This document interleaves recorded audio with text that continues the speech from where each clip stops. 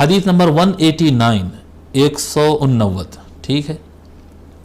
حدثنا يحيى بن موسى قال حدثنا أبو داود قال حدثنا هشام الدستوائي عن بديل العقيلي عن عبد الله بن عبيد بن عمير عن كلثوم عن عائشة رضي الله عنها قالت قال رسول الله صلى الله عليه وآله وسلم إذا أكل أحدكم فنسي أن يذكر الله تعالى على طعامه فليقل بسم الله اولہ و آخرہ. ام المؤمنین عائشہ رضی اللہ تعالی عنہ روایت فرماتی ہیں، کہتی ہیں کہ رسول اکرم صلی اللہ علیہ وآلہ وسلم نے ارشاد فرمایا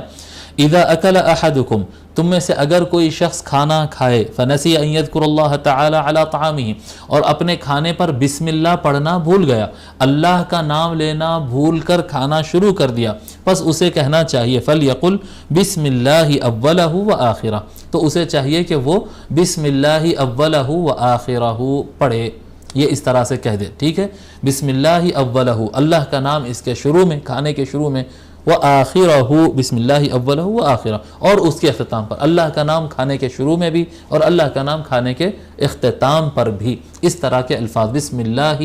اولہ وآخرہ، یہ یاد کر لینا. یہ چھوٹی لائن ہے نا، بسم اللہ اولہ وآخرہ، اس کو یاد کر لیجئے. اگر بسم اللہ شروع میں پڑھنا بھول گئے، کھانے کے دوران یاد آیا کہ بھئی دعا پڑھنا بھول گئے، بسم اللہ پڑھنا بھول گئے، تو دوران طعام یہ پڑھ لینا ہوتا ہے.